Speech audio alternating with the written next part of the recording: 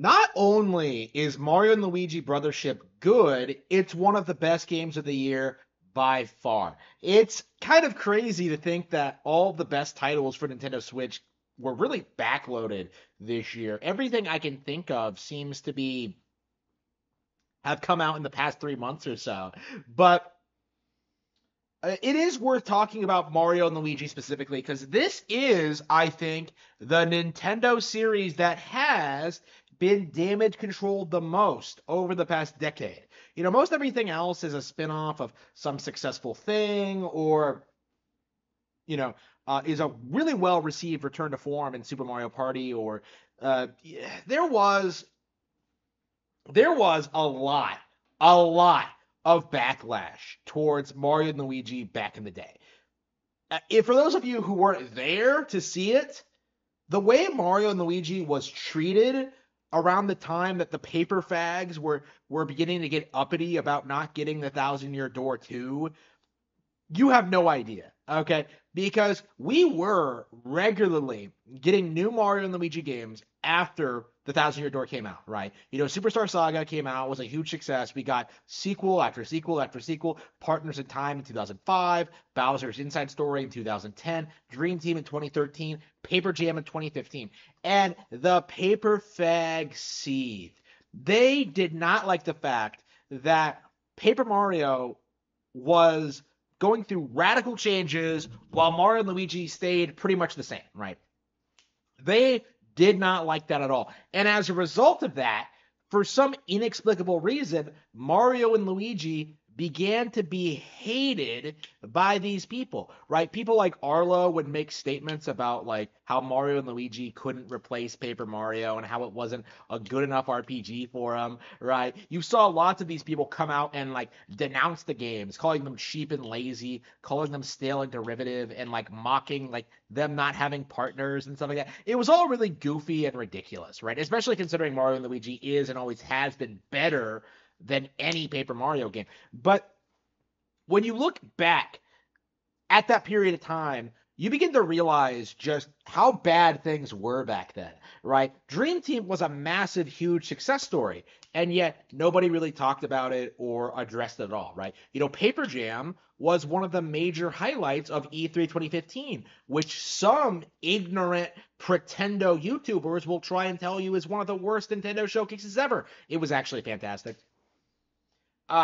Paper Jam was a title that was severely downplayed by the community, in part because of the paper faggotry, in part of being tied in with E3 2015, which was a fantastic show, by the way.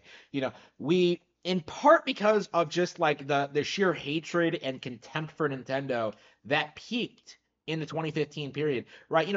Paper Jam was a victim in a lot of ways. Alongside games like Codename Steam and Ever Oasis and a lot of these Star Fox Zero, a lot of Nintendo games, Tokyo Mirage Sessions, Xenoblade Chronicles X, Paper Jam was unfortunately got such a bad reputation that it did not deserve that it led to people really pushing back against Alpha Dream to the point where the company went bankrupt, right?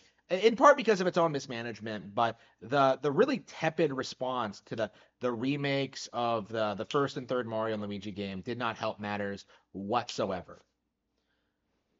So people really seriously thought that Mario and Luigi was done, right? People seriously thought this, that Mario and Luigi would never come back. It was a dead IP, that Nintendo didn't salvage it, and it was proof that Nintendo didn't care about their smaller developers. They didn't care about Mario and Luigi. Like the Mario mandate would reign supreme. And then like earlier this year, they announced Mario and Luigi Brothership, showcased all of those great new characters, the new setting, the new world, the new story. And now that I've actually played it, it is safe to say the best Mario and Luigi game ever, right? I am very partial to like Superstar Saga and Bowser's Inside Story, but Superstar Saga, you can get through the entire thing in like 10 hours, okay? I put that amount of time into Brothership already, and I'm nowhere near the end, right?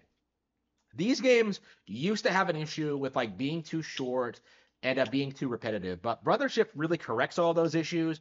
The environments are more interesting. The environments are more fun to walk through.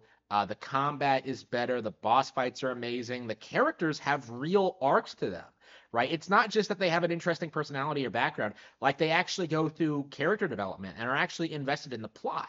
Characters you rescue end up like doing things for you later on, right? Whether they're like exploring islands with you or building things or unlocking new abilities or opening shops or building you things or being involved in side quests in which they give lore, right? Like it is crazy the sheer amount of like talent and creativity that went to Mario Luigi Brothership to the point where I honestly would say that this is probably the best Mario RPG ever made, going by what I played.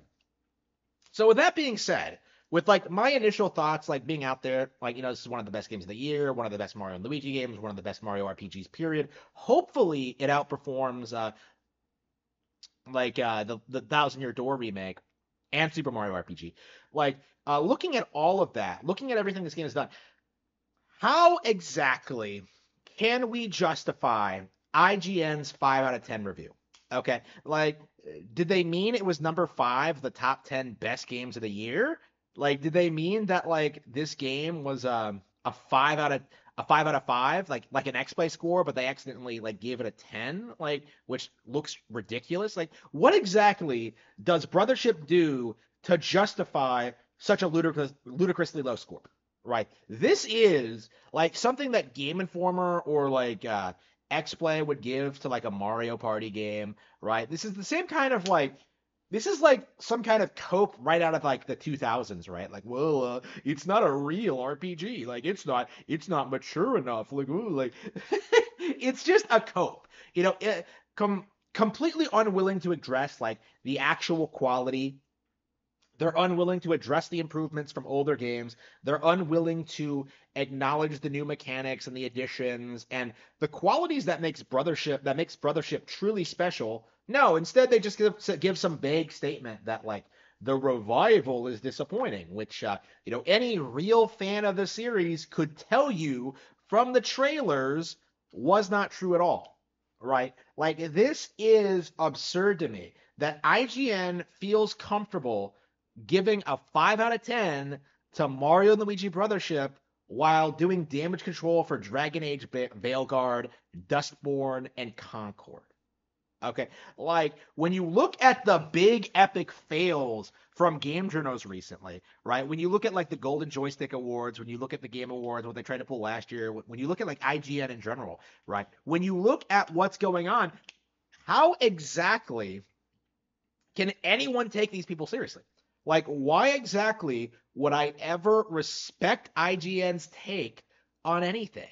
When I look at their company, when I look at what they do, when I look at how they behave, when I look at how they act, when I look at how they conduct themselves, right? Like, how exactly do I look at a score like that for a game I really, really enjoy and ever take them seriously, right? This is the big thing that I really want to do in the near future. Like this is going to be like a focal point of the channel. Like we need to stop caring about game journals. I don't want to hear about them. I don't want to talk about them. I don't want to like know what's being nominated for their award shows. They're done.